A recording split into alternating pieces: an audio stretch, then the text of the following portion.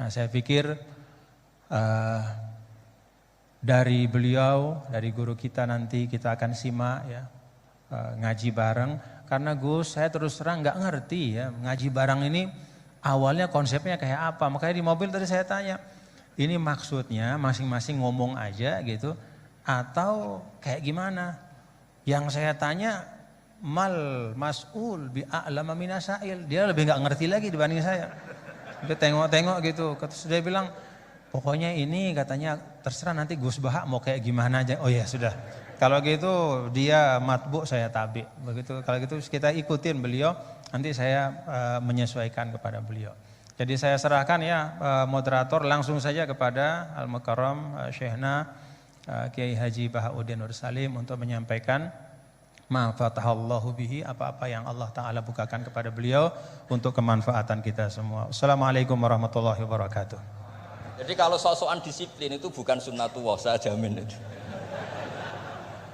Apalagi tanya saya, kenapa Gus terlambat? Mulai saya pulang. Tuhan yang Tuhan saja sebaik itu kok, rektor sama badan wakaf kok sekeras itu gitu. Dan saya ikhlas sekali tidak ingin dikenal rektor badan wakaf siapapun. Karena keluarga saya itu, bapak saya itu wali. Jadi kalau wali itu kepinginnya dikenal Allah. Tahu-tahu diturunkan derajatnya, disuruh kenal rektor, kenal badan wakaf. Jadi ini ada pemakhlukan. Ya ada pemakhlukan. Tapi kalau bule kan kadang masih menarik. Orang-orang kayak gini itu misalnya nikah umur 17, bulenya cantik umur 30, minat enggak? Jadi artinya butuh dilarang untuk tidak minat itu butuh dilarang gitu. Tapi kalau mbah, ngono kok ditakok. Nah, ngono kok ditakok. Ini pakarnya. Ini yang terakhir supaya ngasih pekerjaan kan jauh-jauh dari NTB. Ya kan bisa dimanfaatkan secara baik dan benar. Saya ini saya bulbet. Wong saya pernah dolan di orang, pas tukaran sama istrinya. Itu berhenti dulu ada Gus Pak, nanti teruskan. Islam hanya memerintahkan ikram, memuliakan. Tapi prakteknya beda-beda. Di kampung kamu ketemu tetangga, tidak tanya itu sombong. Tapi kalau di kota ketemu tetangga tanya, namanya kepo. Dianggap ganggu privasi. Sama-sama maknanya ikram. Ibnu Abbas itu kalau sholat cepatnya bukan main. Katanya seneng Allah, munajat lah, kok seneng cepat, berarti gak begitu seneng. Tapi Ibnu Abbas kebalik cara tanya, kenapa kamu kalau sholat cepat? Setan nata-nata mau goda saya, ternyata saya selesai, jadi kecelik dia.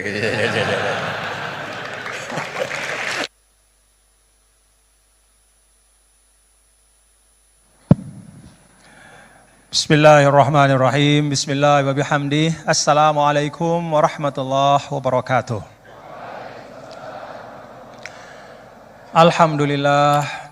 Alhamdulillahilladzi an'ama alaina ni'matal imani wal islam. Segala puji hanya milik Allah yang mengkaruniakan kita nikmat iman wal Islam. Wa jama'ana fi hadzal makan fi khairin wa lutfin wa afiyah, dan mengumpulkan kita, mendudukkan kita bersama, menyimpuhkan kita di majelis ini dalam keadaan sehat wal afiat. Wassalatu wassalamu ala sayyidina maulana Muhammad. Salawat dan salam hanya terlimpah sepenuh-penuhnya kepada Nabi yang mulia, Nabi besar Muhammad sallallahu alaihi wasallam, wa huwal qail, dan beliaulah yang mengatakan khairukum man ta'allamal Qur'an wa 'allamah. Sebaik-baik kalian adalah yang belajar Al-Qur'an dan kemudian mengajarkannya. Allahumma shalli wa sallim wa barik alaihi wa ala alihi wa ashabihi wa man tabi'a hudah ila yaumiddin, amma ba'd. Yang sama-sama kita hormati dan kita muliakan guru kita yang sekarang tengah dalam perjalanan, yaitu Al-Mukarram Kiai Haji Bahauddin Nur Salim, ya, Gus Baha. Tadi katanya TGB, Tuan Guru Baha, ya. Ya benar itu, pas ya. Alhamdulillah. Kita doakan mudah-mudahan beliau yang sedang dalam perjalanan bisa selamat, sehat sampai, dan insya Allah berbagi ilmu dengan kita semua. Bapak Ketua Badan Wakaf yang saya hormati, Bapak Rektor, Bapak-bapak para pembantu Rektor, dan para cerdik cendikia yang ada di belakang saya yang tidak dapat saya sebutkan satu persatu, semua saya hormati, saya takzimi. Para hadirin dan hadirat sekalian, Bapak-bapak dan Ibu hadirin jamaah ngaji bareng pada pagi hari ini. Mudah-mudahan kita semua dirahmati Allah. Bapak Ibu, dulu seorang guru saya, Syekh Abdul Ghafur Mustafa almarhum, beliau mengatakan bahwa risalah agama itu kalau diringkas dalam satu kalimat, Risalatul Islam adalah is'adul insan fid dharain. Jadi Islam itu datang adalah is'adul insan fid dharain, yaitu untuk membahagiakan manusia di dunia maupun di akhirat. Beliau mengatakan semua maqasidus syariah, termasuk tentu sumber utama kita berislam, yaitu Al-Quran dan juga hadis atau sunnah Rasulullah Sallallahu Alaihi Wasallam, itu dihadirkan oleh Allah dalam ruang kehidupan ini. Al-Quran itu kan kalamullah yang qadim, ya. Kalamullah yang qadim itu bahkan yang melekat pada zat Allah. Tapi ya, kalamullah yang qadim yang melekat pada zatnya itu, Allah bermurah untuk menghadirkannya, ya, dalam wujud huruf-huruf, kata-kata, kalimat-kalimat yang kemudian menjadi sekumpulan ayat, lalu menjadi surah dan menjadi satu mushaf dalam 22 tahun lebih diturunkan kepada Rasul. Itu adalah untuk membahagiakan manusia. Ini perlu kita ingat, ya. Perlu kita ingat karena memang terkadang, ya, bahkan bukan hanya orang yang tidak suka pada agama yang mengatakan agama itu menyulitkan atau memberatkan. Bahkan pun kadang kita sebagai umat Islam tanpa sadar kita juga menghadirkan agama dalam bentuk yang menyulitkan. Karena itu Allah Subhanahu wa taala, Bapak-bapak Ibu, kan di awal surah Toha, ya. Bismillahirrahmanirrahim. Toha ma anzalna 'alaikal Qur'ana litashqa.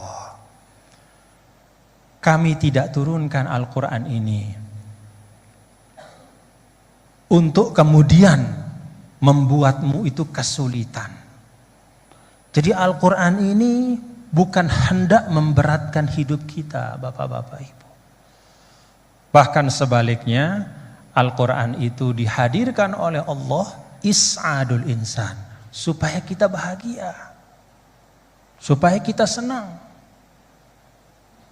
Maka kalau kita sebagai umat Islam hari ini atau kapanpun, ya, merasa sumpek dengan keislaman kita, ya, merasa berat di dalam kita sebagai seorang muslim, maka itu sama sekali bukan salah agama. Itu sama sekali bukan salahnya Al-Quran. Tetapi itu adalah kekeliruan kita di dalam beragama. Ulama mengatakan ada beragama yang keliru yang namanya at-tadayyun al-ma'kus. Beragama tetapi terbalik-balik. Yang dipentingkan oleh agama itu ditinggalkan. Yang enggak terlalu penting justru yang dibahas habis-habisan. Bahkan yang memudaratkan, ya, yang sama sekali tidak disinggung oleh Al-Quran, itu justru yang dijadikan topik bahasan. Sampai bahkan memenuhi ruang publik. Sedangkan pesan-pesan yang penting dari Al-Quran itu ada hal-hal yang membuat kita sumpek di dalam beragama, ya. Kalau ketika kita mendekat kepada agama itu kok rasanya semakin berat gitu ya. Mungkin ya karena keberagamaan kita itu yang disebut oleh para ulama at-tadayyunul ma'kus. Jadi beragama cuman kebalik-balik gitu. Yang penting ditinggalkan, yang enggak penting yang dibahas habis-habisan. Nah, saya pikir dari beliau, dari guru kita nanti kita akan simak ya, ngaji bareng. Karena Gus, saya terus terang nggak ngerti ya ngaji bareng ini awalnya konsepnya kayak apa. Makanya di mobil tadi saya tanya, ini maksudnya masing-masing ngomong aja gitu atau kayak gimana? Yang saya tanya mal mas'ul bi a'lama minasail, dia lebih nggak ngerti lagi dibanding saya. Dia tengok-tengok gitu, terus dia bilang pokoknya ini katanya terserah nanti Gus Baha mau kayak gimana aja. Oh ya sudah. Kalau gitu dia matbu, saya tabi. Begitu. Kalau gitu kita ikutin beliau. Nanti saya menyesuaikan kepada beliau. Jadi saya serahkan ya moderator langsung saja kepada Al-Mukarram Syekhna Kiai Haji Bahauddin Nur Salim untuk menyampaikan ma fatahallahu bihi, apa-apa yang Allah Ta'ala bukakan kepada beliau untuk kemanfaatan kita semua. Assalamualaikum warahmatullahi wabarakatuh.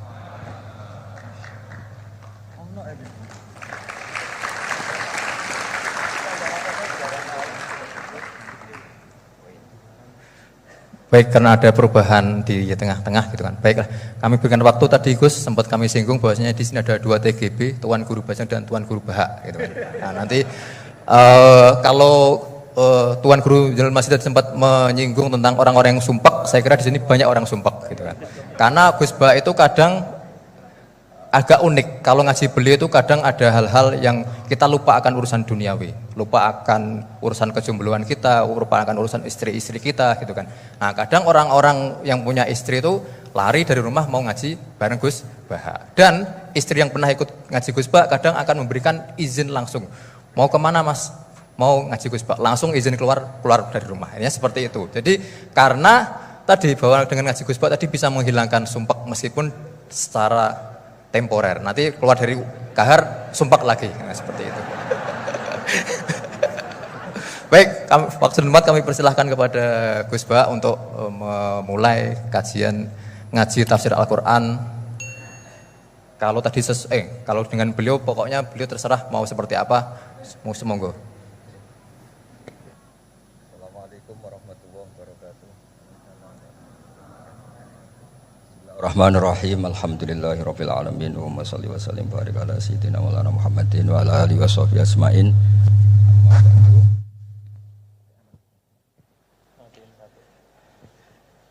Alhamdulillah di ngaji bareng juga nggak ngerti polanya juga. Ya, yang terhormat nih wonten Bapak Rektor, wonten Mas Zainul Masdi, wonten Ketua Badan Wakaf Mas Warsono Muhammad sedanten saya hormati. Ini katanya untuk bahagia. Jadi saking pentingnya untuk bahagia itu sampai Allah itu kadang ngendikan hal yang nggak penting, tapi menjadi penting karena untuk bahagia. Jadi kalau Allah tanya Nabi Musa ketika ketemu dipanggil itu, wa ma tilka biyaminika ya Musa, yang kamu bawa itu apa? Padahal ketika dipanggil itu kagetnya bukan main. Misalnya pegawai UI dipanggil rektor itu kagetnya bukan main. Bawaannya rektor itu mesti nyalahkan. Mesti pikirannya orang itu mesti ketua badan wakaf ya sama. Mesti mau negur atau apalah. Nah, bawaan orang dipanggil atasan itu grogi, maka Allah ngendikan yang rileks. Kamu bawa apa gitu. Yang kamu pegang tangan kanan kamu itu apa? Masa Allah tanya sekedar gitu kan karuan. Wong kita manusia aja tahu yang dibawa Musa itu apa tong? Kok Allah malah tanya? Banyak analis, banyak mufassir, banyak ahli hakikat yang berpendapat Allah itu menghilangkan groginya Nabi Musa, sehingga tanya yang ringan. Jadi saya mohon ini pimpinan di sini juga kalau tanya anak buah yang ringan-ringan, wes sarapan. Jadi kalau sok-sokan disiplin itu bukan sunnatullah, saya jamin itu. Apalagi tanya saya, kenapa Gus terlambat? Mulai saya pulang. Tuhan yang Tuhan saja sebaik itu kok rektor sama badan wakaf kok sekeras itu gitu. Jadi ini bukan gojlok supaya jadi orang yang dekat Allah gitu. Jadi ditanya, "Wa ma tilka biyaminika ya Musa?" Kamu bawa apa ke sini? Yang di tangan kanan kamu itu apa? Nabi Musa jawabnya ya lucu ya sederhana. Ini tongkat Gusti. Tak pakai menggembala kambing, tak pakai ini itu. Bisa masih bilang dan lain-lain. Kayak laporan keuangan tuh, kalau susah nerangkan itu dan lain. Terakhir ditutup waliya fiha ma'aribu ukhra, dan masih ada lagi yang lain di depan Allah. Kamu lapor audit di badan wakaf, diterima enggak laporan lain tadi? Ini teman saya lama ini. Saya di UI itu sudah lama, cuma inginnya dikenal Allah, tapi sekarang malah dikenal rektor. Aduh repot agak. Saya dulu dari anak Profesor Zaini itu mulai 2000, tahun 2000. Dekat sekali dengan saya. Sering ke rumah saya, ke kontrakan saya karena diskusi tafsir. Dan saya ikhlas sekali tidak ingin dikenal rektor, badan wakaf siapapun. Karena keluarga saya itu, bapak saya itu wali. Jadi kalau wali itu kepinginnya dikenal Allah. Tahu-tahu diturunkan derajatnya, disuruh kenal rektor, kenal badan wakaf. Jadi ini ada pemakhlukan. Ya ada pemakhlukan. Turun dulu baru naik. Ya. Jadi saya artinya gini, saya di sini itu sohibul bed. Jadi tadi Mas Majdi itu keliru kalau nanti saya ngisi. Saya ini sohibul bed, nanti yang ngisi ini. Maksudnya seperti itu maksudnya. Jadi, karena tuan rumahnya saya Pak Warsono. Ya, ini tamu ya. Tapi ternyata pemakhlukan itu penting. Di dalam ilmu tafsir diantaranya itu dikenal namanya tanazzulatul maula. Allah itu menurunkan martabatnya. Allah sebagai Tuhan tentu tidak pernah menghutang kita, tidak pernah merasa dikasih karena semuanya itu milik Allah. Tapi Allah untuk memotivasi orang amal itu ketika Allah mangzalladzi yuqridu waha qardan hasana. Siapa yang mau menghutangi saya? Allah itu tentu tidak butuh hutang kita karena kan semua milik kita itu milik Allah. Tapi supaya orang termotivasi amal, merasa superior, merasa heroik, saya mau menghutangi Allah, saya mau menolong Allah. Padahal Allah huwan nasir, Allah ni'mal maula wa ni'man nasir. Tapi Allah mengistilahkan dirinya intan suruwaha, jika kalian menolong Allah. Wahal yahtaju ilan nasri, tentu tidak, Allah tidak butuh pertolongan kita. Tapi itu tanazzulan. Allah yang Tuhan saja menurunkan derajatnya untuk komunikasi dengan manusia. Artinya kalau saya makomnya sudah fana kenal Allah, saya juga ikhlas turun derajat kenal rektor gitu. Jadi itu insya Allah tidak masalah. Gitu. Ben sampean pernah dengar ilmu hakikat memang gitu. Jadi saya ini memang sudah sering cerita ke Pak Fajar, Pak Sadeli, Pak Junaid. Saya ini sudah daftar ingin jadi resi lah. Saya sudah nggak pernah keluar, saya di rumah ngaji. Tapi ngaji kalau ngaji terus ya. Saya belum pernah nggak ngaji. Satu hari minimal ngaji 4 kali. Ngaji fikih yang saya sering itu fikih karena mbah bahasa emang ahli usul fikih. Dulu pertama Profesor Zaini melibatkan saya ini cerita ke Mas Majdi itu gara-gara beliau itu profesornya itu sastra, adab, di Al-Azhar itu adab. Iya, Zaini. Orang tua dari rektor. Iya.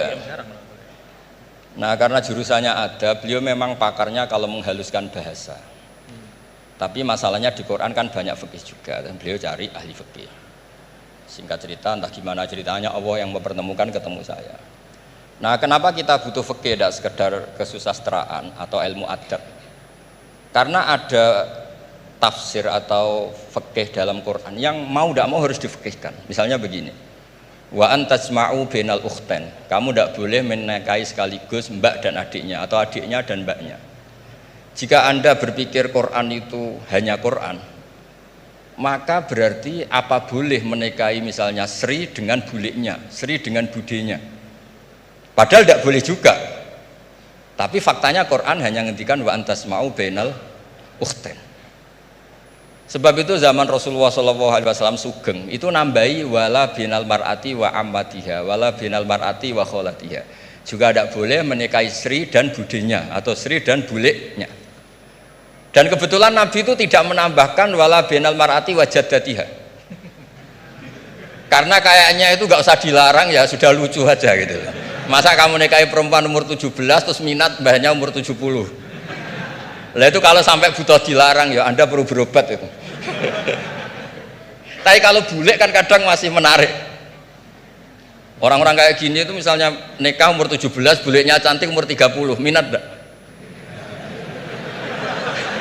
Jadi artinya butuh dilarang Untuk ndak minat tuh butuh dilarang gitu. Tapi kalau mbah Ngono kok ditakok. nah ngono kok ditakon. Ini pakarnya. Ini tetangga saya orang Bojonegoro, dulu benderanya Profesor Zeni juga. Artinya andikan tidak ada usul fikih ini mimbabi itlaqil ba'di wa iradatil qul. Meskipun usul fikih itu yang menginduk ilmu balaghah, ilmu ini itu. Jadi Allah menyebut benal ukhtain artinya diganti benal mahromain. Jadi ukhtain itu ibaratun atau itlaqul ba'di, yaitu ukhtain mewakili kata mahromain. Dua perempuan yang punya hubungan mahram tidak boleh dinikah bersamaan untuk orang-orang yang poligami. Ini penting supaya semua tafsir juga gitu, lafat-lafat yang ada mahdzufnya itu kita jaga, baik itu secara keilmuan maupun secara fikih. Keilmuan misalnya begini, orang yang dilaknati Allah, mala'anahu wa ghadiba alaihi, di antaranya diteruskan wa ja'ala minhumul qiradata wal khanazira wa abadat tauhid. Lalu misalnya secara penelitian tidak pernah ada makhluk manusia yang dulu jadi kera.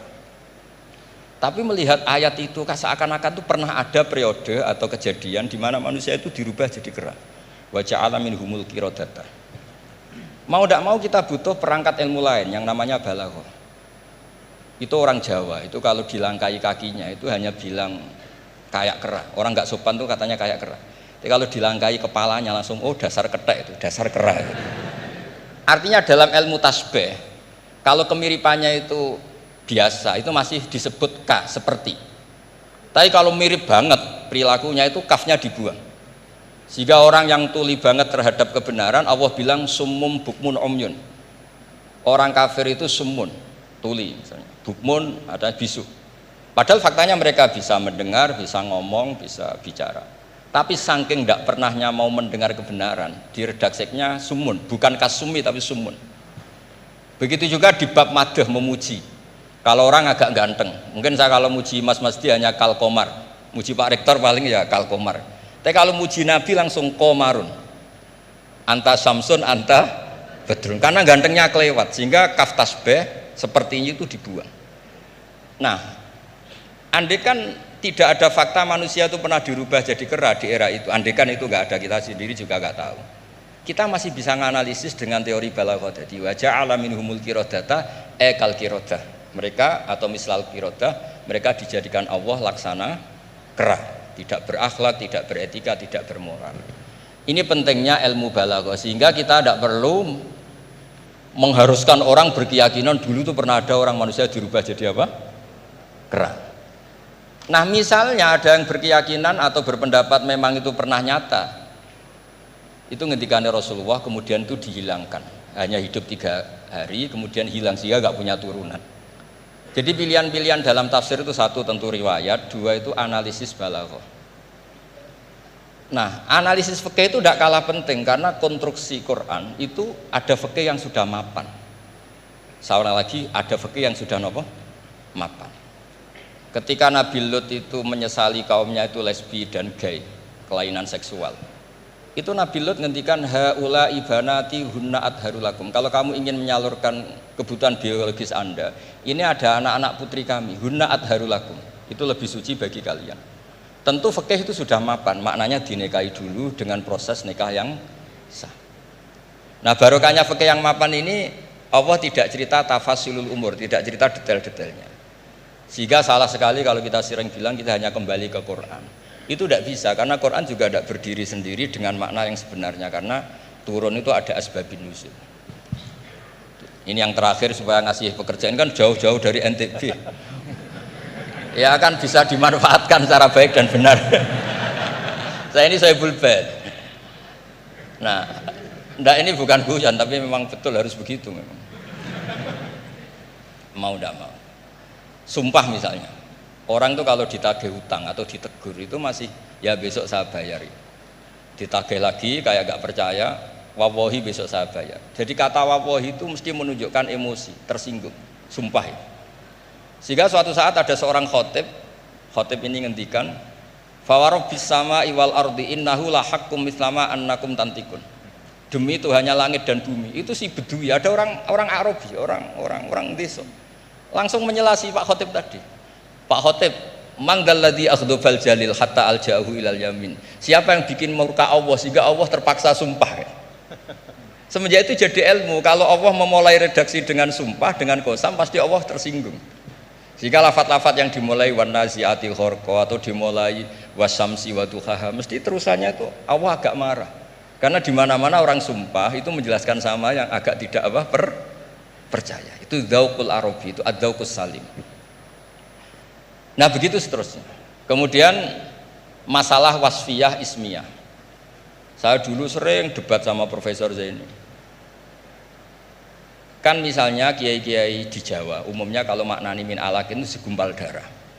Lalu orang-orang yang nekuni embriologi itu tidak pernah ada segumpal darah, kalau segumpal darah malah jadi kluron, macam-macam. Katanya Quran itu mesti benar, ini ada segumpal darah. Kata saya segumpal darah itu bahasa Indonesia, Quran itu bahasa Arab, tidak akan ada itu di Quran, kata saya. Tapi ada yang bilang segumpal darah, ya tetap aja itu enggak Quran, yang Qurannya min alakin, segumpal darah itu bahasa Indonesia, Quran tidak ada yang bahasa Indonesia, kata saya. Nah, tapi itu bisa dianalisis pakai balaghah atau pakai teori madatul kalimah. Min alakin itu dari kata aliko ya'liko alakon, sesuatu yang menempel. Jadi kalau di proses embriologi, misalnya ada apa yang menempel dalam ilmu itu, yaitu yang jadi rahim, jadi anak. Atau pakai ilmu balaghah, min alakin tetap maknanya segumpal darah, tapi maknanya itu tangkis atau tahkir. Manusia itu sombong. Padahal materinya sama yang sekarang jadi sama dengan materi yang sekarang jadi segumpal darah, yaitu kita yang seperti ini materinya ya sperma, segumpal darah yang seperti itu juga materinya sperma. Kok kamu sombong? Materi kamu sama dengan materi min alakin. Itu persis dengan adatul Arab kalau sedang mencibir orang yang sombong. Itu kalau orang Arab bilang antal ladzi kharajta min makhrajil bauli marratan, kata orang Arab. Kamu adalah manusia yang keluar dari jalannya kencing 2 kali. Keluar dari penis lelaki ya lewat jalur kencing, keluar dari ibunya juga lewat jalur kencing. Supaya orang enggak sombong itu orang Arab bilang antal ladzi kharajta min makhrajil bauli marratan. Nah, min alakin itu dalam konteks itu karena begitu angkuhnya Abu Jahal, begitu angkuhnya kafir-kafir Quraisy, sampai diingatkan Allah ulang, kamu ini materinya min alakin, sejenis itu mbok yo jangan yatho. Buktinya terusannya ayat kalla innal insana lihat kok manusia itu sungguh angkuh. Ya niki pun deal ya, jenengan harus sepakat. Saya ini Sohibul Bait sama Pak Warsono sama Pak Rektor. Ini tamu yang diundang untuk ceramah tafsir. Kalau ndak berarti asawaha wa rasulah. Nggih, monggo Mas di sini. Pon sing suwi. Terima kasih Gus. Jadi nanti kita balikin lagi ke Gus Baha ya. Tapi Gus, jadi begini. Tadi beliau menyampaikan kan beliau ini min sulalatil aulia ya. Jadi kakek beliau itu adalah para aulia. Jadi aulia itu muhimmahnya itu adalah dikenal Allah gitu ya. Nah, kemudian beliau bilang bahwa tapi takdirnya sekarang masuk UI ini pengen dikenal Allah malah justru turun jadi dikenal rektor katanya. Tapi Gus itu menurut saya ya, jadi kalau kita bertarekatnya, nah kan sering ya ketika misalnya kita bicara tentang tarekat ya. Tarekat itu dimaknakan taroki, ya taroki artinya naik gitu, jalan naik gitu ya. Akhir zaman nih, Gus Baha ya dan bapak-bapak ibu, mungkin kita perlu juga bertarekat dalam makna tadani, ya turun. Jadi tarekat bukan hanya jalan naik, tapi juga jalan turun. Karena bagi orang di akhir zaman ini, kalau hanya tahu jalan naik dan tidak tahu jalan turun itu repot. Ya. Apalagi Pak Rektor dengan kepala badan wakaf ya, atau para pejabat gitu ya, tahu jalan naik saja tapi nggak tahu jalan turun gitu ya. Jadi kalau belajar tarekat hanya ingin jalan naik gitu tapi nggak pernah belajar jalan turun, itu biasanya dekat-dekat turun tuh galau ya. Ya, jadi galau bingung gitu gimana cara turunnya gitu ya. Dan memang dulu saya pernah naik Gunung Rinjani juga ya Gus ya, waktu masih muallimin dulu, masih sanawiyah aliyah. Itu saya rasakan betul gitu bahwa naik gunung itu menantang ya, sangat menantang ya. Bahkan Gunung Rinjani itu ada masa di mana di tengah-tengah itu ada namanya Bukit Penyesalan gitu. Kenapa Bukit Penyesalan? Ya udah nyesel di situ gitu. Mau balik udah jauh, mau terusin juga masih jauh sekali gitu di depannya. Itu Bukit Penyesalan, baina-baina. Tapi ternyata turunnya itu jauh lebih berat. Jadi kalau kita naik itu kan mengandalkan kekuatan otot ya, keluarkan energi untuk menggerakkan. Kalau turun itu kita menggunakan energi untuk menahan, dan itu jauh lebih berat. Ya, jadi menahan pada saat turun itu jauh lebih berat daripada ketika menanjak ya. Dan ya pada waktu itu ya saya kena musibahnya pada saat turun gitu ya. Jadi artinya memang bahwa dalam kehidupan ini kita belajar naik dan juga belajar turun. Jadi tarakat itu taroki wa tadanni gitu ya. Dan kalau sudah turun ada masanya juga naik. Jadi Gus Baha tadi kenal rektor, nanti kenal kepada Allah lagi, balik lagi kepada niat semula insyaallah. Nah, saya ingin sampaikan nih, beliau tadi sedikit sekali ya, dalam waktu yang sangat singkat, tapi itu menyampaikan hal-hal yang sangat penting ya. Saya nggak tahu nih, dipahami nggak apa yang beliau sampaikan tadi nih? Dipahami nggak? Mulai balaghah, kemudian madah. Ngerti nggak madah itu? Madah itu apa? Madah itu pujian-pujian ya. Bagaimana turuku ta'bir ya, asalibut ta'bir ya, bagaimana orang Arab itu mengungkapkan ya perasaan mereka, mengungkapkan harapan mereka ya, bagaimana mereka memilih diksi-diksi dalam komunikasi mereka, itu mewarnai Al-Qur'an. Jadi beliau ini tadi ketawa-ketawa ya, bapak-bapak juga ketawa-ketawa semua ya. Tapi yang disampaikan itu sudah bahan kuliah buat dirosat ulia, itu buat pasca sarjana itu.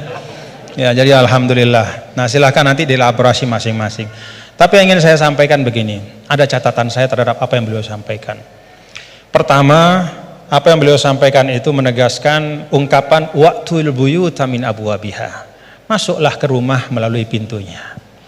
Kalau kita ingin belajar Al-Qur'an itu ada jalannya, ada pintunya. Tadi beliau sudah sampaikan, ada tafsirul Qur'an bil Qur'an, ada riwayat, kumpulan riwayat ya. Bahkan Al-Quran juga menegaskan sebagian satu sama lain itu saling memperkuat, saling membantu. Jadi kalau kita misalnya bertanya-tanya, "Waman a'rada an dzikri fa inna lahu ma'isyatan dhanka wa nahsyuruhu yaumal qiyamati a'ma." Kata zikri itu maksudnya apa gitu? Karena kata zikr itu kan dalam Al-Quran luas ya.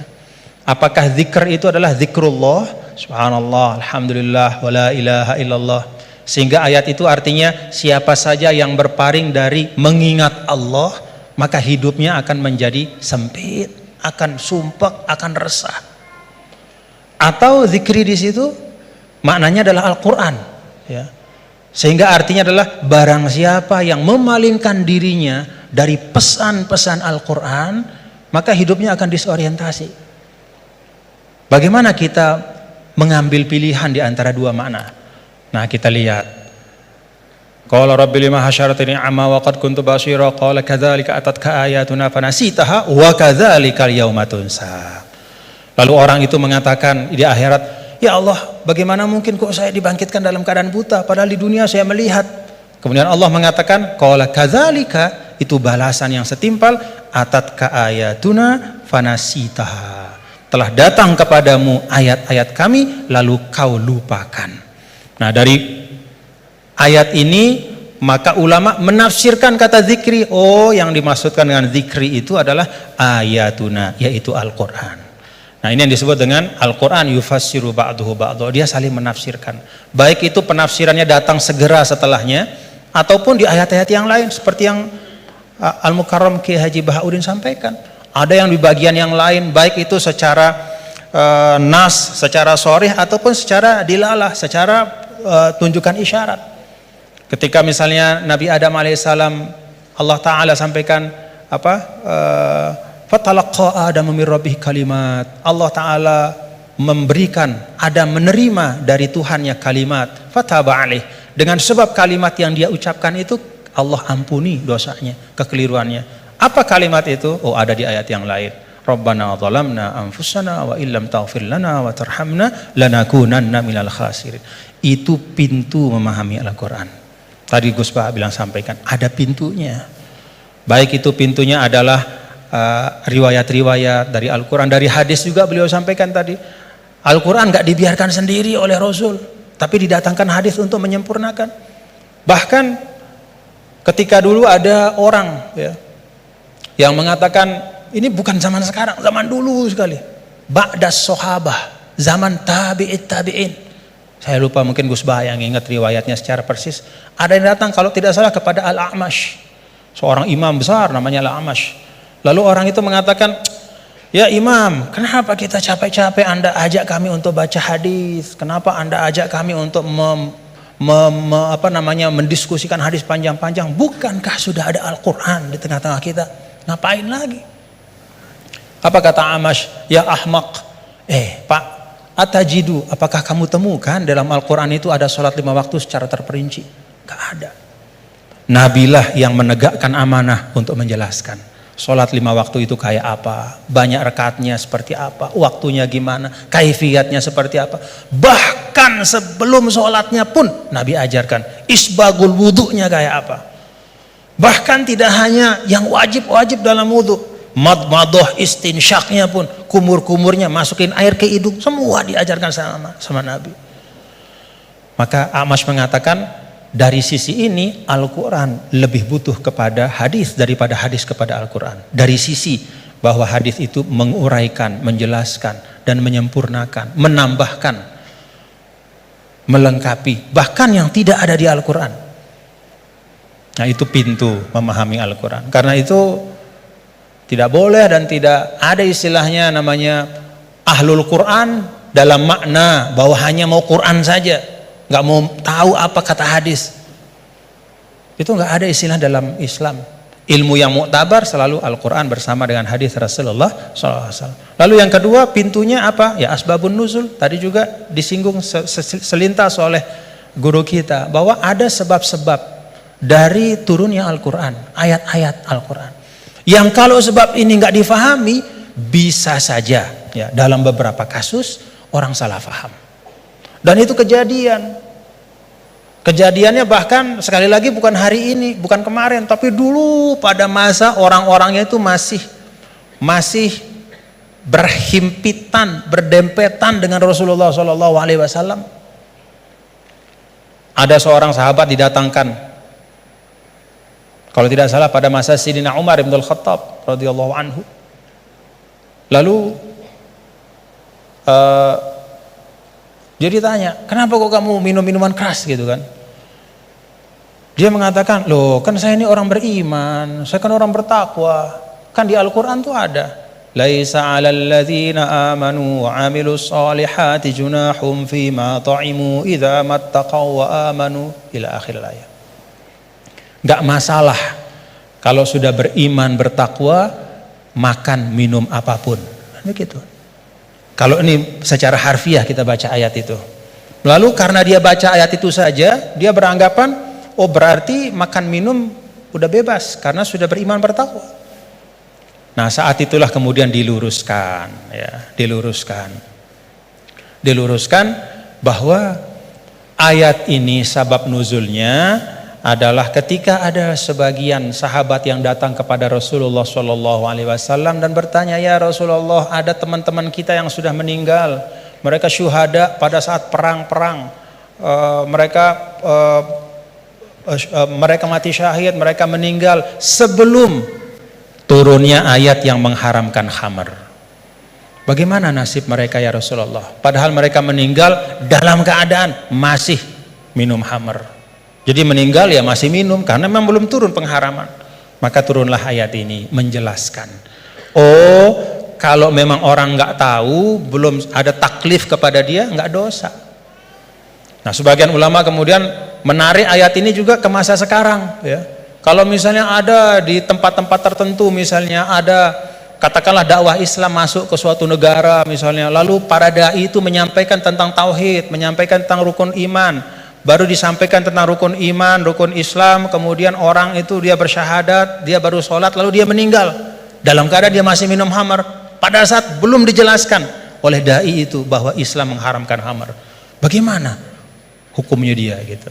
Dia masuk orang baik apa gimana? Oh enggak, berarti dia tidak terkena ya kepada kewajiban untuk menjauhkan diri dari khamar karena memang belum dijelaskan.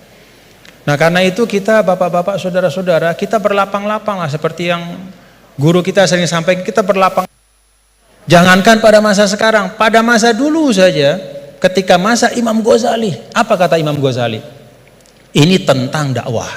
Kata Imam Ghazali, menurut saya, ya, ahlur rum, ya, orang-orang yang ada di daerah-daerah yang berjauhan, jauh dari pusat Islam, dan karena itu dia tidak dapat pesan Islam, dia nggak ngerti Islam itu apa, atau Islam itu sampai tapi fi wajhin musyawash, bentuknya udah nggak bener, ya, disinformasi tentang Islam.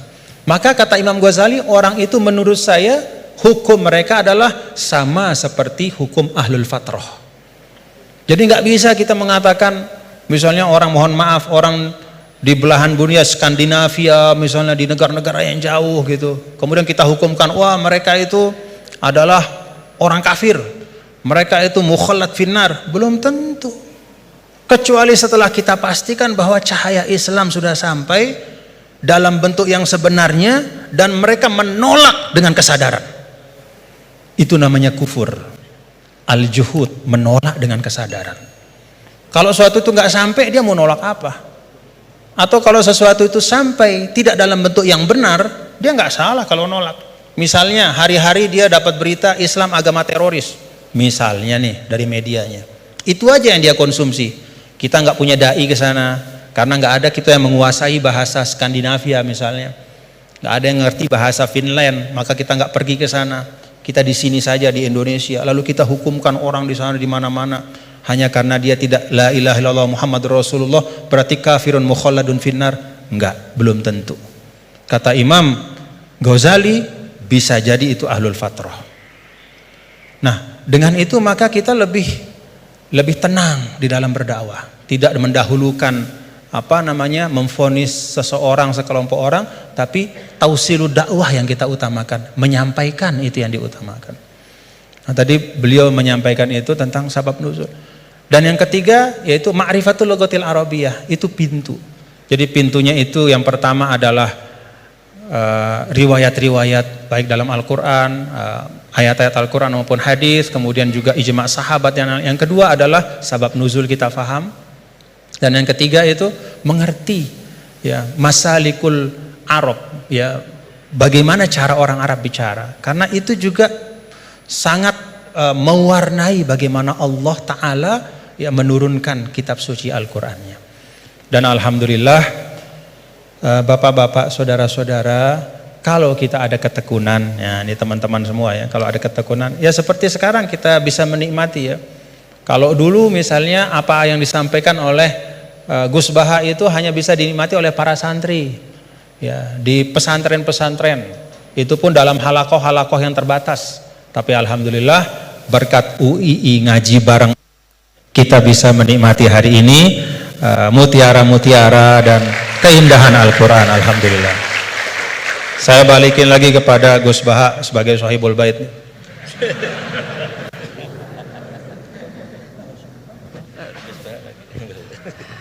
Bismillahirrahmanirrahim. Meneruskan konstruksi ayat, ya. Misalnya begini, Anda jangan langsung menyalahkan Nabi Adam. Saya ini sering kampanye untuk membela Nabi Adam, karena banyak kiai yang cerita Nabi Adam itu salah melulu. Nanti kan kita di surga kan nggak perlu ngajukan kredit,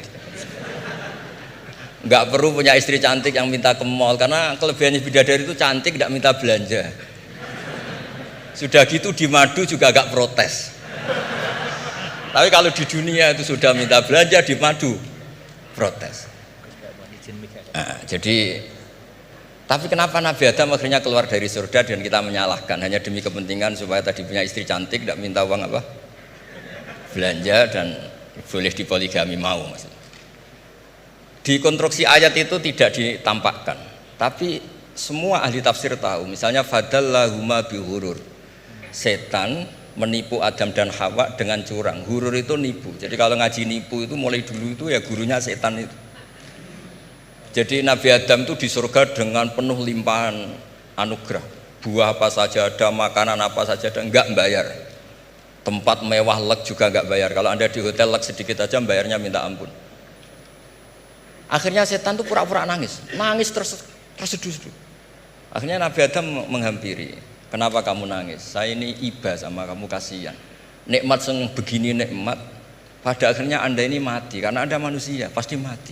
Kasihan sudah senikmat ini kemudian Anda mati. Pura-pura nangis, jadi lama ya nangis, acting itu. Akhirnya Nabi Adam tanya, lalu solusinya gimana? Terus setan tinggal numpangi, hal adulluka ala syajaratil khuldi wa mulkil la yabla. Kamu mau tak kasih vitamin, makan pohon khuldi. Nanti kalau kamu makan itu terus abadi. Jadi terus setan, Nabi Adam mulai ragu, tapi Allah melarang saya makan pohon khuldi itu, syajaratul khuldi itu. Kamu tidak usah cari tafsirnya, itu anggur, apa ketela, apa duren, itu namanya orang kurang penggawean itu. Itu gak penting. Ketika Allah tidak menjelaskan detail itu berarti detailnya itu tidak penting. Kamu sok penting nyari itu apa itu. Allah saja tidak menjelaskan, kok kamu yang manusia mau menjelaskan. Akhirnya Nabi Adam tanya, apa betul Allah itu melarang saya makan itu? Terus Allah cerita, wa qasamahuma inni lakuma laminan nasihin. Terus setan itu cerita, demi Allah saya tahu info terbaru bahwa sekarang nggak apa-apa. Jadi hukum terbaru itu. Singkat cerita Nabi Adam makan. Ketika makan, berarti setan salah karena menipu Nabi Adam, Adam salah karena makan pohon khuldi tadi. Apa yang terjadi? Allah manggil Nabi Adam. Adam, kenapa kamu makan itu? Bukankah pohon-pohon yang lain, buah-buah yang lain itu cukup? Kenapa kamu makan yang saya larang itu? Terus jawab Nabi Adam ini yang unik, yang kita harus bela Nabi Adam ila yaumil qiyamah. Wa izzatika ya Rabbi ma adzunnu anna ahadan yahlifu bika kadziban. Demi kehormatanmu ya Allah, ketika engkau disebut oleh setan, saya tidak pernah mengira ada orang berani mencatut nama engkau kemudian dia bohong. Loh, ini contohnya Pak Fajar ini sama temannya yang paling sering bohong itu dia nggak percaya, tapi meskipun sering bohong kalau dipanggil Pak Rektor ngecek ulang apa enggak, kalau kalimatnya dipanggil Pak Rektor pasti nggak ngecek ulang, meskipun teman yang sering bohong pasti langsung nyari Pak Rektor. Saya misalnya sebagai murid Mbah Maimun punya teman yang sering bohong sekalipun terus bilang Gus dipanggil Mbah Maimun, pastilah langsung ke sana karena disebut nama itu orang sudah tidak berpikir jelimet. Ketika engkau disebut ya Allah, saya tidak pernah ngira ada orang mencatat nama engkau kemudian dia bohong. Sehingga Allah itu haru sama Nabi Adam. Makanya Nabi Adam itu diusir. Ini meneruskan ayat yang dibaca Mas Majid tadi. Diusir tapi disangoni. Dam, secara prosedur hukum kamu harus saya usir karena kamu melanggar. Tapi tak sangoni, lucu kan? Tak sangoni. Kamu baca ini ya. jadi unik. Makanya ayatnya fatalaqqa Adamu mir Rabbi. Bukan kreasinya Nabi Adam. Kalimat itu bukan kreasi Nabi Adam, tapi hadiah sama Allah. Ini kamu secara pelaturan tak usir, tapi tak sangoni, ini dibaca nanti. Tapi Nabi Iblis tidak disangoni. Karena memang dia penipu betul. Sudah gitu akting pura-pura nangis, pura-pura ini itu. Jadi benar-benar penipu ulung. Makanya sekarang pun kalau penipu itu memang harus sopan, harus nangis. Itu cara untuk karena sanatnya penipuan memang begitu, sanat awalnya memang begitu. Pura-pura nangis terus pura-pura itu. Jadi itu memang cara paling efektif untuk apa? Nipu. Ada sanatnya. Nah, lalu kenapa ada hadis mangqala la ilaha illallah dakhalal jannah? Ini terakhir terus nanti Mas Masdi ngendikan terus doai sekalian. Perintah sahibul bait, bukan permintaan, perintah. Perintah itu bukan berarti tidak sopan. Memang bahasa Indonesia itu gitu. Permohonan itu mesti diabaikan. Kalau perintah itu agak tegas. Bukan masalah. Jadi begini. Saya ulang lagi konstruksi ya. Konstruksi ayat fadallahuma bihurur. Kenapa mangqala la ilaha dakhalal jannah? Itu unik. Kalau kita baca hadis, ada orang itu pendosa, salahnya sudah minta ampun. Sama Allah dipanggil. Ini hadis musnad, riwayat Musnad Ahmad dan banyak riwayat yang lain. Dipanggil, "Fulan, kamu ke sini. Kamu lihat itu apa?" "Bok, Gusti." "Berapa?" 99. Per bok itu maddul basor. Sepanjang mata melihat itu isinya dokumen kesalahan dia. Jadi nggak kayak yang di pengadilan itu hanya beberapa tumpuk. Itu sepanjang dia lihat itu kesalahannya dia. Sepanjang dia melihat. Sudah gitu jumlahnya 99. Ya dia putus asa, dia akan masuk surga. Kemudian sama Allah, sudah kamu tenang saja. Diambilkan bok kecil, kecil sekali, paling sak bok jam tangannya. Dah, innaka lan tuzlamal yaum, kamu tidak akan terdolimi. Kenapa Gusti? Ini kamu punya kebaikan ini kecil sekali. Ya apa efeknya Gusti? Kan nggak ngefek kesalahan seperti itu. Kemudian bandingannya hanya kebaikan sekecil itu. Udah kamu tenang aja. Setelah ditimbang, box 99 yang jumlahnya Maddul Basor kira-kira 3 kilo sama satu wadah jam kecil, ternyata setelah ditimbang itu menang yang 1 jam kecil. Karena isinya la ilaha illallah. Malaikat itu nggak berani. Kamu berani, ada namaku kemudian kamu abaikan. Saya dipanggil 1000 mahasiswa UII sama satu Pak Rektor, Pak Fajar. Kemana arahnya? Ke satu rektor apa ke 1000 mahasiswa yang manggil? Pak Rektor, kan ini urusan nasib. Nah ini cerita. Malaikat yang nimbang Pak Warsono itu diprovokasi sama malaikat yang lain. Kamu berani nggak mempertimbangkan kata Allah di situ? Wah ya tidak berani. Nah, itu disebut fala yaskulu ma'asmillahi ta'ala sayun, dibandingkan asma Allah itu tidak ada yang bisa ngungguli. Nah, di sini terus para torekot, para apa konwiridan Allah. Tapi karena kita ini sekarang sudah tidak ngaji malah tanya, gunanya apa sih muni Allah? Lu nyebut pangerane ora ora gunane. Oh ini sedang nyebut Tuhannya kok kamu tanya gunanya apa? Kamu tak kasih uang aja tidak pernah tanya gunanya uang ini apa? Pas dijak wiridan tanya, gunanya apa sih? Oh dasar orang aneh. jadi logis. Lah Nabi Adam juga sama, ketika disebut asma Allah itu nggak mikir yang lain, apa setan itu penipu apa enggak, sudah grogi yang manggil Allah langsung. Nah makanya saya mohon, kenapa kita memahami mangkana akhiru kalamihi Allah la ilaha illallah dakhalal jannah, karena dengan itu malaikat nggak berani macam-macam. Jadi nanti kalau Anda ketemu malaikat tukang hisab, ayo silahkan abaikan nama Allah. Kalau kamu berani berarti tidak malaikatnya Allah. Masa namanya Allah gak dipertimbangkan? Ya tadi misalnya dosen-dosen UI ada undangan seminar menjanjikan, enggak seminar menjanjikan tapi yang manggil rektor, milih mana? Kira-kira saja milih rektor kan? Karena ini nasib berkelanjutan kan kalau seminar kan. Apalagi ini asmane Allah. Nah, makanya Nabi ngendikan fato satisi jilat wasakula ismuwah. Kemudian bok kesalahan tadi jomplang kalah. Kemudian yang menang hanya asmanya Allah Subhanahu wa taala. Makanya terus disebut sudah Nabi ketika tanya amal apa paling baik ya Rasulullah, gini dzikrullah fisirri wal alan gini-gini. Dan kamu mati dan kamu hidup walisanu katordun, kamu harus selalu ingat Allah taala. Lah dene saya sekarang itu sudah biasa ingat Allah terus disuruh ingat rektor, ya muga-muga itu tugas dari Allah juga. Saya tidak tahu apa benar apa tidak tahu. Tapi yang jelas saya tidak jenis orang yang apa ya, terus nganggep apa dunia penting betul. Tapi ya penting lah gue sanggup mati. Tapi yang jelas supaya sampean ngerti madhab saya, karena ini ngaji dan saya punya niat baik, maka saya ungkapkan cara berpikir saya. Jadi sama ndak usah kaget, mungkin namanya kan mengabaikan kesalahan, cara berpikir nggak gitu. Kita punya riwayat sahihah bahwa ketika malaikat mengabaikan semua kesalahan ini karena nggak berani memperbandingkan asmane Allah dengan yang lain. Makanya disebut di akhir hadis fala yaskulu ma'asmillahi ta'ala sayun. Ketika sudah nyebut Allah harus dianggap selesai. Nggak boleh habis nyebut Allah mau mati kredit, nggak boleh. BPKB di bank ini nggak boleh. Nanti akhir hayatnya bilang BPKB, bukan Allah. Nggak harus kata Allah itu mengunci. Disebut akhiru kalami. Lah kalau sampean tanya, kenapa itu menjadi penting? Karena tadi malaikat tidak akan memperbandingkan Allah dengan yang lainnya. Makanya ketika ulama-ulama sufi, kalau kamu habis salah istighfar, nanti di sohifah kamu akan ditulis habis salah. Terus di belakang ditulis. Tapi setelah itu dia bilang astagfirullahaladzim. Nanti malaikat tinggal aja kamu teror. Kamu mempertimbangkan Allah apa yang itu? Ini tak ajarin. Kalau tepak ya kamu didengar, kalau tidak malah digebuki. Tidak tahu saya. Tapi itu ijazah resmi ini hari ini. Hadisnya akurat. Ijazah.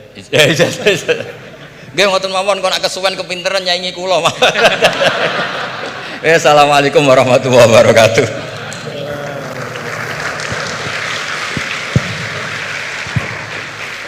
Terima kasih karena saya diminta untuk mengakhiri, ya saya ingin menyampaikan dua hal saja. Pertama, saya garis bawahi yang beliau sampaikan baru, bahwa kalau Allah tidak berepot-repot ya dan tidak mendetil-detilkan sesuatu ya berarti itu tidak terlalu perlulah ya. Jadi jangan kita sok merepot-repotkan diri ya mendetil-detilkan sesuatu yang Allah Ta'ala justru tidak detilkan.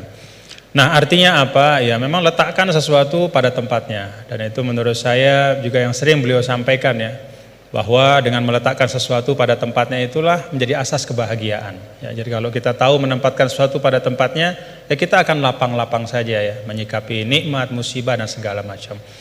Nah kalau kita lihat nih, pertanyaannya apa sih yang dipentingkan oleh Allah dalam Al-Quran ya. Kalau kita lihat ya tentu Allah Ta'ala yang maha tahu apa-apa yang paling penting, yang paling utama ya, pokok-pokok akidah, kemudian pokok-pokok ritual ibadah. Tapi kalau kita menggunakan pendekatan kuantitatif ya, salah satu yang sangat dipentingkan oleh Allah dalam Al-Quran adalah ranah muamalah. Jadi ranah muamalah itu luar biasa dipentingkan oleh Allah dalam Al-Quran. Ya kalau kita lihat misalnya dari sisi panjang pendeknya ayat saja, 282 Al-Baqarah itu ayat paling panjang dalam Al-Quran adalah tentang transaksi hutang piutang. Ya, itu muamalah. Dan salah kalau kita misalnya menanggapi atau mempersepsi bahwa urusan utang piutang itu urusan dunia belaka. Enggak. Ya buktinya Gus Baha tadi nyampaikan beberapa hal tentang utang piutang dalam mengaji barang ini. Berarti sesuatu yang penting. Nah dalam ayat itu juga disampaikan di akhir ayat tentang hutang piutang itu apa? Wattaqullah wa yu'allimukumullah. Wattaqullah wa yu'allimukumullah. Jadi bahwa muamalahmu, transaksi keuanganmu, hutang piutangmu, hal ihwal tentang keuangan itu menyangkut takwa juga gitu. Itu menyangkut takwa juga. Itu bagian dari ekspresi bertakwa kita. Hutang yang benar, menulis dengan baik, membayarnya juga dengan baik, berhutangnya pun kalau memang betul-betul butuh dan seterusnya. Dan banyak lagi di dalam Al-Quran ayat tentang muamalah.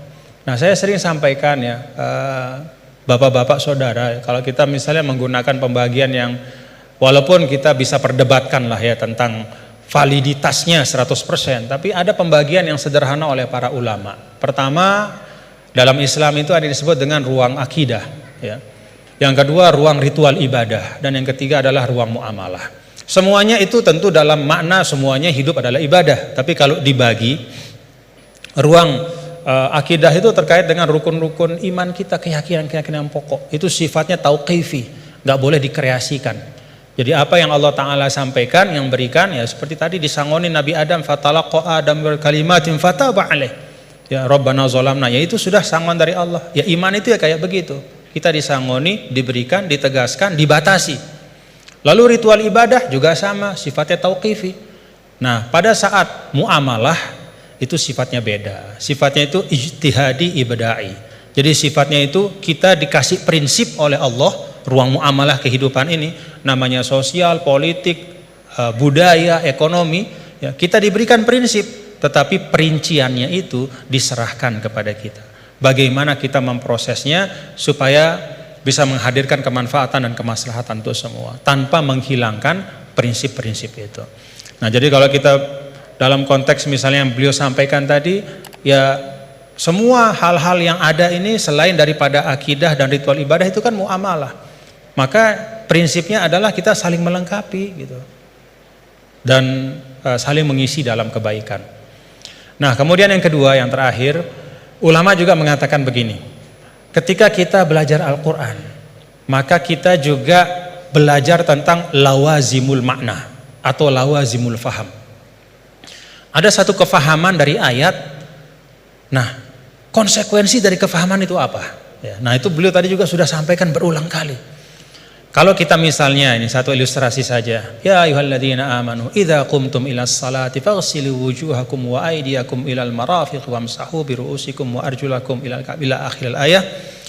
Wahai orang beriman, kalau ingin masuk ke dalam solat, hendak solat, maka ambil air wudhu. Basuhlah muka dan seterusnya sampai akhir ayat. Secara fikih, ya tadi beliau mengajarkan kita, secara fikih ini tentang kewajiban kita berwudu dengan prosesinya. Tapi ada lawazim dari ayat ini. Apa lawazim dari ayat ini? Kalau kita bicara wudu, kita bicara sumber daya air.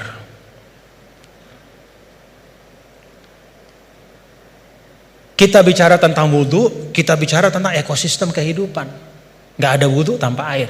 Kalau wudhu tanpa air tayamum namanya. Nggak ada wudhu tanpa air. Maka apa arti lawazim dari ayat ini? Jaga sumber daya air itu. Kalau dalam konteks misalnya pasal 33 Undang-Undang Dasar 1945, apa kata sumber daya alam dan semua yang menyangkut hajat hidup orang banyak dikuasai oleh negara, itu juga bagian dari lawazim makna ayat ini. Dalam arti apa? Negara, kita semua secara kolektif, ayo kita jaga sumber daya air, tidak boleh dimiliki hanya oleh sekelompok kecil saja sehingga orang kesulitan untuk memanfaatkannya. Dan pada ujungnya jangan-jangan nanti bisa orang kesulitan untuk menegakkan sholat karena nggak bisa wudhu, karena sumber daya air itu dikooptasi oleh kelompok tertentu misalnya. Itu lawazimul ayat. Ketika Allah Ta'ala misalnya, ya ayyuhalladzina amanu idza nudiya lis-salati min yaumil jumu'ati fas'au ila dzikrillah wa dzarul bai'. Wahai orang-orang beriman, kalau udah waktunya Jumatan itu maka segera datang ke masjid, tinggalkan perdagangan. Apa lawazim dari ayat ini? Kata para ulama, lawazim dari ayat ini adalah ya bahwa Allah tidak akan bicara tentang perdagangan. Allah tidak berbicara tentang sesuatu yang penting ya, yang bisa mengalihkan ya, seseorang dari ibadah ya. Kan di sini diletakkan orang kalau terlalu cinta berdagang ya, maka dia nggak mau ninggalin bisnisnya untuk sholat gitu, karena time is money. Bagi dia 5 menit ketika sholat itu kalau udah transaksi entah berapa duit misalnya gitu. Nah, ada lawazim dari ayat ini kata para ulama bahwa ya perdagangan harus diisi oleh orang-orang gitu, yang tidak hanya memikirkan profit sementara di dunia, tapi dia juga memikirkan fungsi spiritual dari harta itu. Siapa itu? Ya orang beriman. Dengan kata lain ya orang Islam disuruh untuk aktif dalam berdagang. Karena ketika perdagangan itu diisi oleh orang-orang yang tidak punya pandangan lebih dari dunia, kalau kata orang Sasak enggak-enggaknya cuman dia pandang dunia saja, ya dia tidak akan mungkin bisa menunaikan pesan ayat ini. Jadi ayat ini bisa ditunaikan pesannya adalah oleh orang-orang yang ketika dia hidup di dunia beraktivitas di ekonomi ya, membangun kapital, membangun bisnis, tapi pada saat yang sama dia juga meletakkan itu semua menjadi bagian dari ibadahnya kepada Allah. Jadi ayatnya tentang ibadah sholat Jumat, tapi pesannya di sana adalah isi ruang bisnis itu, ikhtiarkan supaya ruang-ruang ekonomi itu terisi oleh orang-orang yang ngerti bahwa dunia ini adalah jalan untuk mencari kebahagiaan yang lebih hakiki, yaitu di sisi Allah Ta'ala. Jadi itu dua hal yang mungkin saya ambil dari beliau tadi. Kita pentingkan apa yang memang penting, dan yang kedua kita pahami ayat itu tidak hanya dari sisi teksnya, tapi dari konsekuensi-konsekuensinya di dalam kehidupan kita. Terakhir bicara tentang sanad. Nah, saya ada satu hal, kalau saya pertama kali saya ketemu sama Gus Baha ya, melihat beliau ya, ada nggak bapak-bapak, saudara-saudara melihat dari beliau yang beda? Ciri khasnya.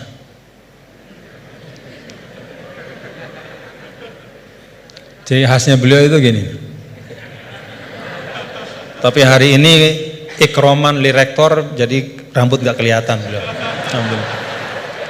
Nah, karena beliau ini adalah keturunan dari aulia, dari Lasem ya, dan salah seorang dari Masyayikh di Lasem itu adalah sahabat dari kakek kami dulu, Mbah Maksum Lasem.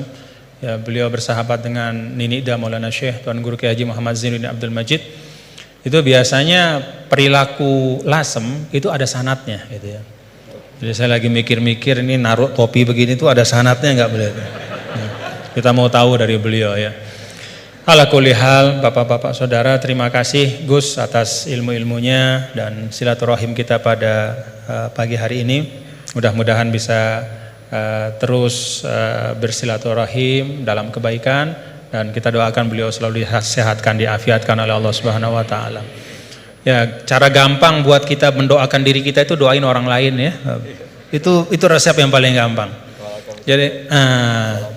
Jadi kalau kita doain diri kita ini kan belum tentu terkabul. Tapi kalau kita doakan orang, malaikat yang mengaminkan doa kita dan mengatakan untukmu seperti yang kau doakan. Jadi kalau resep supaya dapat sesuatu, doakan orang lain dengan sesuatu itu. Kita doakan mudah-mudahan Gus Baha sehat walafiat dan kita semua diberkahi Allah Ta'ala. Wallahul muwaffiq wal hadi ila sabilir rasyad wa huwal muwaffiq ila aqwamit thariq. Lunas maaf apabila banyak khilafan, kekeliruan. Assalamualaikum warahmatullahi wabarakatuh.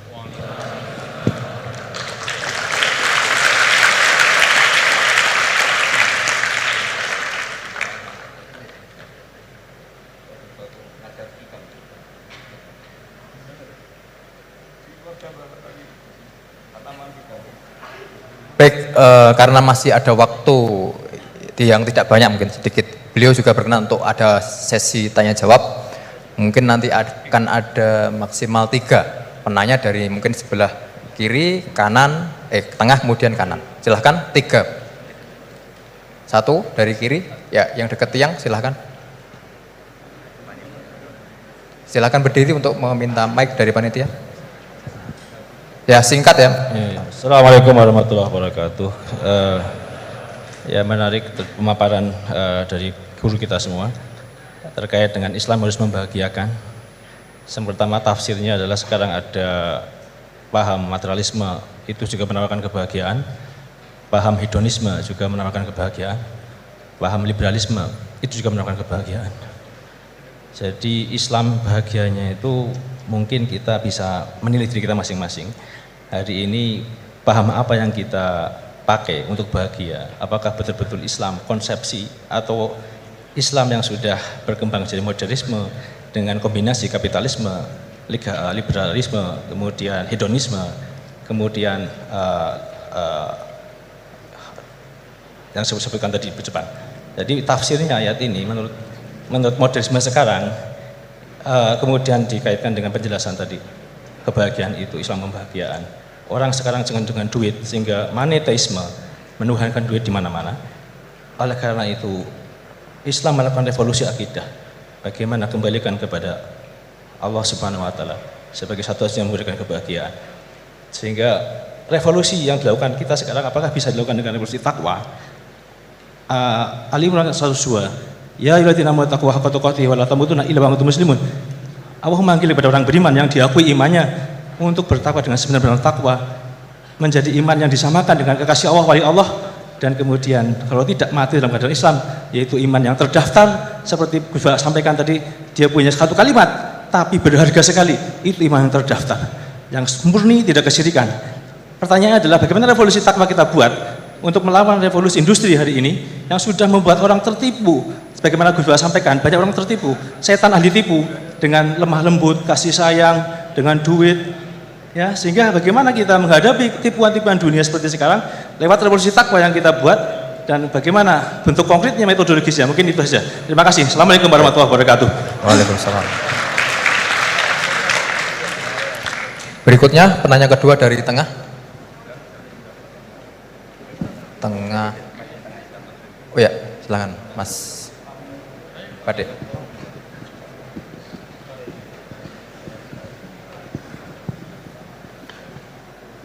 Bismillahirrahmanirrahim. Assalamualaikum warahmatullahi wabarakatuh. Sebelumnya terima kasih saya ucapkan kepada Pak Bajar sebagai moderator telah mempersilahkan saya dan memberi kesempatan. Sebelumnya saya memperkenalkan diri, saya Engki Kurniawan dari mahasiswa Prodi Ekonomi Islam Ukan 2020. Tanpa mengurangi rasa hormat kepada Al-Mukarram Tuan Guru dan Gus Baha, saya ingin mempertanyakan yang tadi sempat disinggung di awal, yaitu tentang tadayun makus, tentang kekeliruan dalam beragama. Gitu. Kita tahu sekarang bagaimana tentang perkembangan teknologi yang menyebabkan informasi-informasi itu berkembang secara masif mengenai agama-agama gitu, tentang pelajaran-pelajaran dan tafsir Al-Quran gitu. Yang kita tahu tadayun makus ini tentang bagaimana orang-orang menyampaikan yang kurang penting di atas sesuatu yang penting gitu. Nah, sebagai kami mahasiswa gitu yang masih awam tentang agama, bagaimana sih gitu cara kita menangkis agar tidak terjerumus atau terjerat dengan pembahasan-pembahasan yang kurang penting dan menjerumuskan kita ke dalam sesuatu yang sesuatu yang buruk gitu, yang kayak memunculkan perdebatan dan kontroversi. Gitu saja Pak. Terima kasih. Wassalamualaikum warahmatullahi wabarakatuh. Waalaikumsalam. Terakhir dari Putri. Paling depan, kerudung biru. Oke, silahkan. Bismillahirrahmanirrahim. Pertanyaan fikih sangat sederhana tapi saya tidak paham. Saya bacakan bagaimana cara mengajarkan istihadhah yang memudahkan kepada anak perempuan yang belum baligh, Gus Baha. Karena kalau kami jelaskan dengan menghafal dan memahami syarat-syarat tamyiz, mereka kesulitan. Dan kalau perempuan tadi sudah paham belajar istihadhah tanpa memahami tamyiz, apakah selanjutnya perempuan tersebut harus belajar istihadhah dengan memahami syarat-syarat tamyiz? Sampun. Tiga penanya. Berikutnya kami berikan kesempatan kepada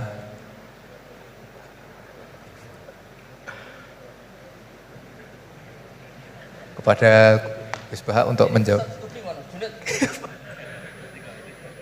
itu jadi jabat itu kok tanggung jawab. Di sini itu ada DPPAI ya? Iya. Coba terang singkatan DPPAI, ben ngerti ben ono.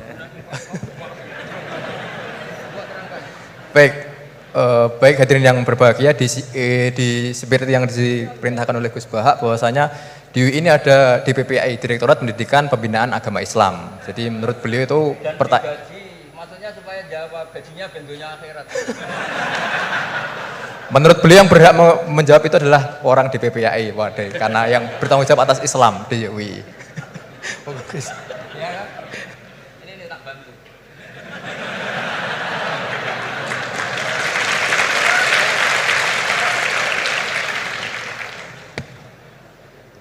Jadi harusnya kan sudah tugas, mandat, ada SK-nya, ada fasilitasnya. Kalau gaji itu kayaknya kasar fasilitasnya. Jadi harusnya yang jawab itu ya ketua DPPA, iya. Tapi sudahlah karena saya ini orang baik tak tolong. Begini ya, jadi perspektif Islam atau taqarrub ilallah itu mulai dulu itu orang mau tidak mau subjektif, tapi hukum pokoknya sama. Misalnya orang mencintai Allah, ada yang saking mencintainya itu tidak pernah nyebut Allah. Ada wali itu mencintai Allah tidak pernah nyebut Allah, karena dia takut ini nama sakral, jangan-jangan dilecehkan. Imam Malik itu pernah ada seorang pengemis datang, ya Imam Malik saya minta uang. Imam Malik jawabnya itu, saya tidak punya uang, baru tidak bawa uang, juga tidak punya uang. Kamu besok ke rumah saya atau nanti ke rumah saya, tak kasih uang. Terus diberi nasihat sama temennya.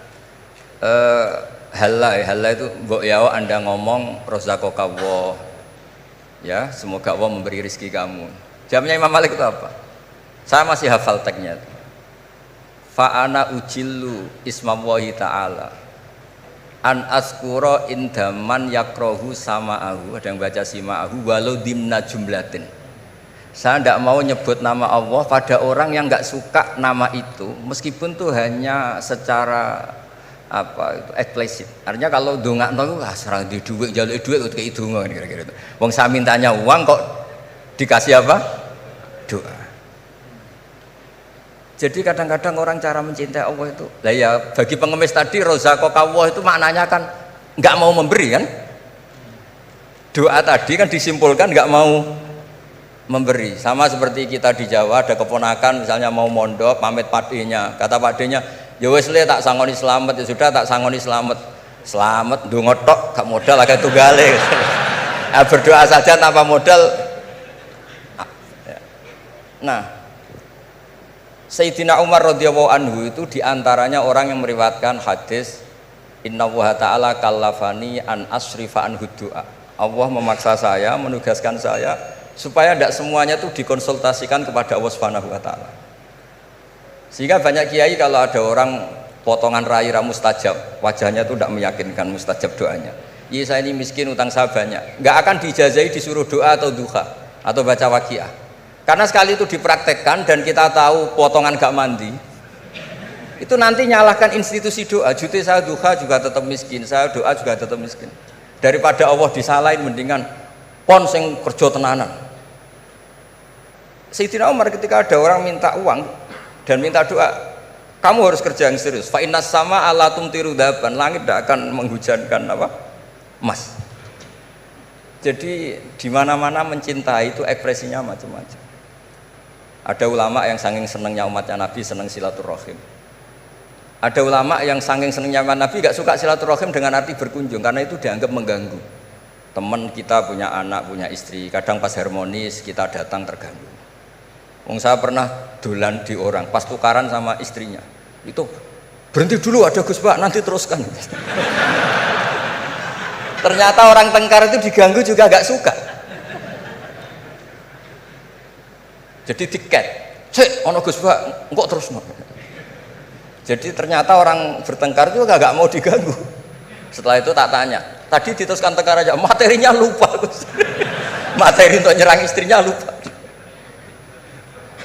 Nah begitu juga zaman Rasulullah SAW. Banyak sahabat yang saking senengnya Nabi sering sowan istifadah. Ada yang saking senengnya Nabi nggak sowan, takut ganggu. Nabi punya keluarga, punya anak, punya istri. Ada yang saking senengnya Nabi, kalau ketemu Nabi itu melihat wajahnya sampai dia tahu detail wajah Nabi kayak apa, rambutnya kayak apa. Ada juga yang sama sekali ditanya, sifli wajah Rasulullah, tolong ceritakan ke saya wajah Nabi itu kayak apa. Saya tidak pernah melihat wajahnya Nabi. Loh, ada ini sahabat masa tidak melihat wajahnya Nabi. Ijlalan rasa kalau ketemu beliau itu hormat sekali sampai gak berani menatap mukanya. Sama-sama seneng tapi ekspresinya beda. Saya kalau ngaji usul fikih di pondok saya sering cerita fal yukrim dhaifahu fal yukrim jarahu, itu Islam hanya memerintahkan ikram, memuliakan, tapi prakteknya beda-beda. Di kampung kamu ketemu tetangga tidak tanya itu sombong, tapi kalau di kota ketemu tetangga tanya namanya kepo, dianggap ganggu privasi. Sama-sama maknanya ikram. Ibnu Abbas itu kalau sholat cepatnya bukan main. Katanya seneng Allah, munajat lah, kok seneng cepet, berarti gak begitu seneng. Tapi Ibnu Abbas kebalik cara tanya, kenapa kamu kalau sholat cepet? Setan nata-nata mau goda saya, ternyata saya selesai, jadi kecelik dia. itu juga ilmu. Ya artinya cara itu tidak usah distandarkan gitu ya, monggo lah, sementing ada sanatnya. Ada apa? Ada sanatnya. Ya saya seperti datang ke sini itu mungkin bagi Anda bagus. Wah Gus Pak kersorawo alhamdulillah. Jari santriku, waduh gak ngaji meneh diganggu wong UII. Jadi Anda statusnya bagi saya pengganggu. Nah, itu juga yang terjadi di tafsir. Wasab'atin idza raja'tum. Ada pelanggaran tertentu di puasa itu kafarohnya itu fasyamu salasati ayamin fil haji wasab'atin idza raja'tum. 7 ketika kamu pulang. Itu kata Abu Hanifah, 7 hari ini boleh dilakukan di kawasan Mekah asal selesai haji sudah. Tapi bagi Imam Syafi'i pulang itu harus sudah sampai rumah. Sekarang saya beri pertanyaan, ketika Pak Fajar ini acara selesai terus dia pamit saya pulang, Gus saya tak pulang. Bagi saya dia sudah pulang meskipun masih di jalan. Tapi bagi istrinya istilah pulang kalau sudah sampai rumah. Lalu idza raja'tum itu pulang itu menurut siapa? Mas Majdi nanti ketika sudah pamit di bandara kita bilang sudah apa? Pulang. Tapi kata istrinya belum. Sama-sama istilahnya wasab'atin idza raja'tum. Ada kiai itu tidak pernah mikir Islam sama sekali. Sebenarnya sama Islam bukan main, tapi gak tahu mikir Islam. Tak tanya Islam agamanya pangeran Gus, mbok pikir keliru, ono sing duwe. Islam itu milik Allah, ya, mesti diurus sama Allah. Tidak usah kamu pikir. Allah sendiri nanti yang ngatur Islam. Ternyata saking tawakalnya nggak mikir. Ya ada juga yang mikir Islam semangat malah keliru saking semangatnya. Ya macam-macam. Sama-sama mencintai Islam. Coba kalau kamu seneng sama anak-anak, anak kamu main pakai motor atau pakai ontel. Pilihannya 2. Kamu peduli, ayo kawal nanti kalau jatuh, ayo kawal sama pembantu ini nanti kalau jatuh. Itu ya bukti cinta. Ada enggak? Sembarno ae wis pinter. Anakku wis pinter, nak tiba tangi dhewe, anakku sudah pinter kan. Itu juga penghormatan pada anak. Jangan kira makna seneng itu harus terbentuk satu versi. Seneng anak ya nak dolan dikawal. Ternyata yang membiarkan juga bentuk penghormatan bahwa anak ini sudah mandiri. Ya terus yang masalah istikhadah itu masyhur itu di riwayat Hamnah binti Jahsh. Hamnah itu haidnya melebihi hari wajar. Terus sama Nabi sudah kamu saya haidkan sesuai tanggal yang sebelum kamu kena penyakit ini. Itu kamu anggap haid, lainnya kamu anggap istikhadah. Itu itu istikhadah paling gampang. Ikuti saja fatwanya Imam Syafi'i. Jadi misalnya Januari kok 6 hari, Februari kok sampai terus mulai ada penyakit sampai 1 bulan keluar darah, Maret keluar darah, itu kata Imam Syafi'i ngikuti riwayat tadi, sudah kamu fatahayati terus sitata ayam atau sabata ayam, terus Nabi ngendikan kamu menghaidkan seperti bulan-bulan sebelum kena penyakit istikhadah itu. Lanya di istikhadah. Itu namanya rudat ilal adat. Jadi supaya ndak ribet pakai tamyiz diukur. Ini darah ini lebih kuat dibanding ini, yang lemah ndak kayak sing tukang delok ya sopo gitu. Apalagi yang ditanya itu lelaki gitu tuh. Oh, itu kan ya agak repot lah, coba lah agama ini tidak perlu repot-repot seperti itu. Jadi ini sebagai senior saya kasihan sama Pak Junaid ini. Harusnya beliau nanti yang kena hisab pasti Pak Junaid. Jabatannya mau, tanggung jawabnya nggak mau. Ya tapi kebetulan ada orang baik di sini ya, alhamdulillah saja. Kalau ketemu saya tuh cium tangan bolak-balik, tapi niatnya kayaknya mau supaya saya mau backup gitu. Nah ini yang satu pertanyaan Mas Wasdi ini, masih kan 3, saya jawab 2.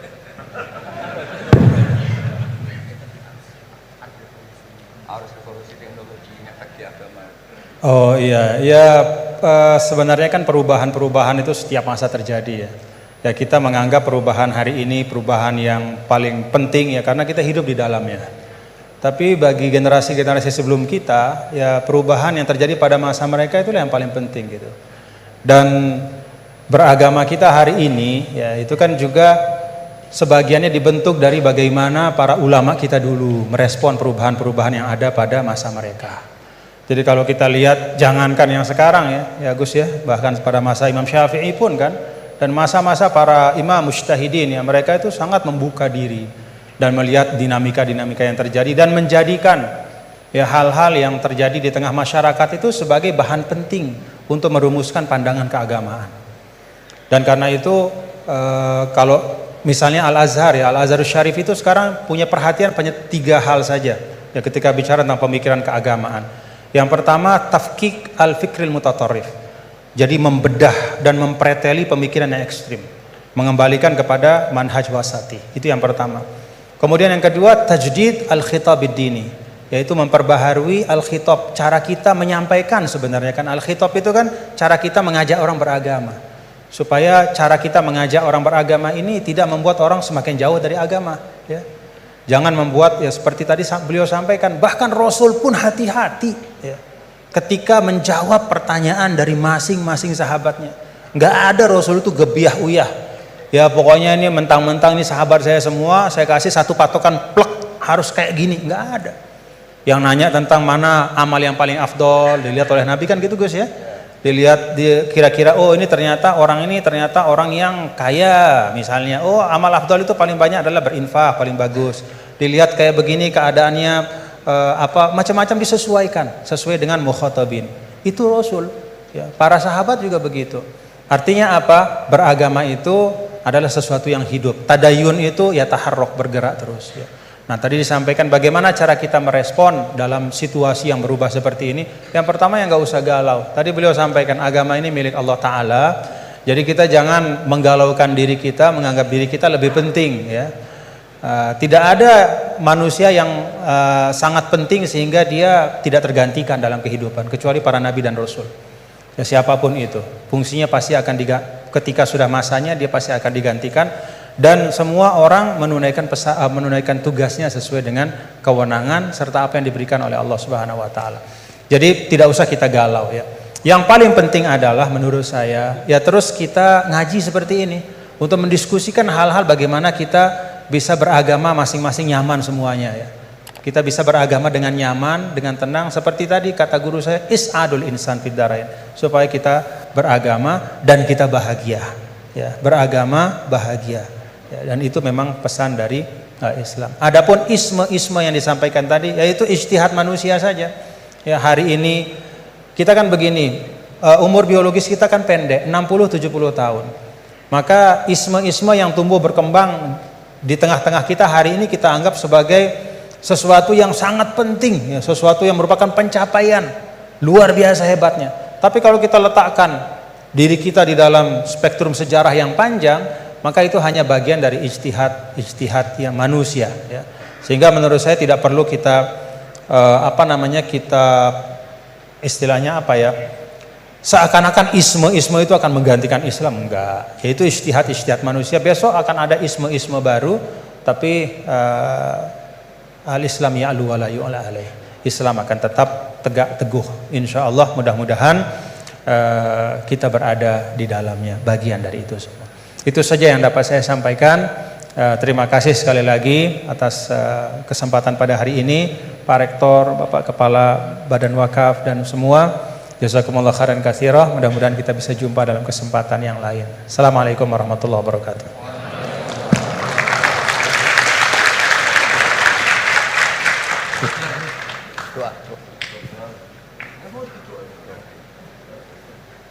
Baik, sampailah kita di penghujung acara kita pada siang hari ini. Saya sebagai moderator, karena ini adalah ngaji, jadi sesuai aturan Gus Bahak tidak ada kesimpulan.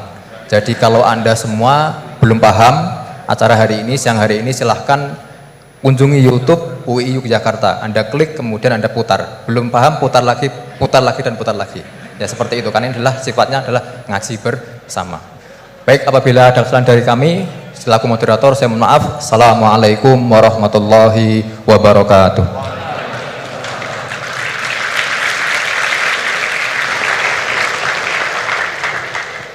Baik, alhamdulillahirrahmanirrahim. Sudah selesai juga penyampaian materi dari narasumber atau pencerama kita hari ini. Dan tentunya kami ucapkan terima kasih kepada moderator hari ini, Ustadz Fajar Afandi Atmaji LC MSI yang telah memandu rangkaian acara hari ini. Dan tentunya sekali lagi kami ucapkan terima kasih kepada Kiai Haji Ahmad Baudin Nur Salim dan juga Dr. TGB Muhammad Zainul Maji LC MA yang telah menyampaikan materi dengan sungguh penuh makna, bermanfaat dan insya Allah berkah bagi kita semuanya. Baik, hadirin yang kami hormati segenap ibu bapak yang berbahagia, alhamdulillah rangkaian acara ngaji tafsir Al-Quran bersama dengan Kiai Haji Ahmad Baudin Nur Salim dan juga Dr. TGB Muhammad Zainul Madi LC MSI telah selesai. Untuk itu saya membacakan puja dan bersyukur kehadirat Allah Subhanahu wa taala. Marilah kita tutup acara rangkaian acara siang hari ini dengan mengucap lafal hamdalah. Alhamdulillahirabbil alamin. Akhir kalam dari saya, bila taufik wal hidayah. Wassalamualaikum warahmatullahi wabarakatuh.